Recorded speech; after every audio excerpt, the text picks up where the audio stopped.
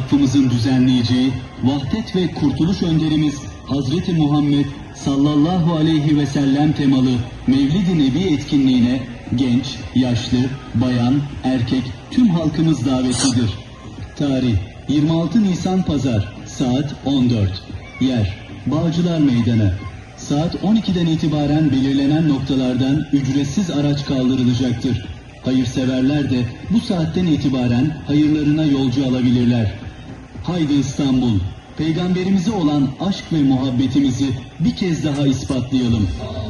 Ücretsiz araçlarımız Sultanbeyli Merkez İtfaiye İstasyonundan kalkacaktır.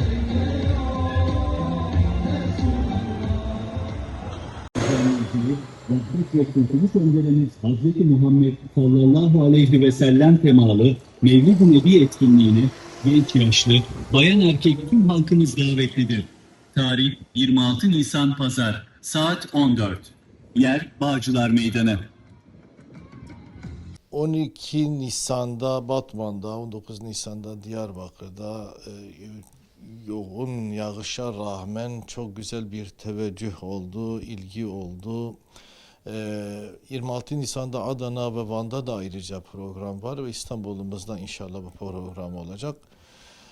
Ki her zamankinden daha ziyade belki Peygamber sallallahu aleyhi ve sellem'i idrak etme, onu anlatmaya ihtiyaç duyuyoruz. Zira toplumda ciddi bir ifsadat, ciddi bir yozlaşma ve ahlaksızlık görüyoruz. Ve bunlar projeler kapsamında yürütülüyor. Peygamber sallallahu aleyhi ve sellem bir kurtuluş reçetesidir. Allah-u Teala Celle Celaluhu onu rahmeten lil alemin olarak göndermiş, alemlere rahmet olarak göndermiş. Ve biz de Peygamber sallallahu aleyhi ve sellemi anlatmayı kendimize görev bilmişiz. Peygamber sallallahu aleyhi ve sellemi biz peygamber sevdalıları olarak her sene ayrı bir tema ile işliyoruz. Bu sene inşallah vahdet ve kurtuluş önderi Hazreti Muhammed sallallahu aleyhi ve sellem olarak işleyeceğiz. Peygamber sallallahu aleyhi ve sellemin bu yönlerini anlatmaya çalışacağız. Ki Müslümanların her zamankinden daha ziyade vahdete ihtiyacı var. Küfür tek bir millet olmuş Müslümanların üzerine geliyor. Sadece Müslümanların değil, bütün insanlığı hedefine almış. Onlara zulüm anlamında, ahlaksızlık anlamında, sömürme anlamında tüm yönleriyle bir hücum söz konusu. Peygamber sallallahu aleyhi ve sellem bu yönlerini anlatacağız.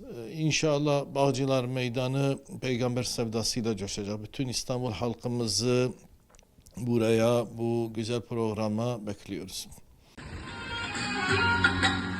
Ey Muhammed!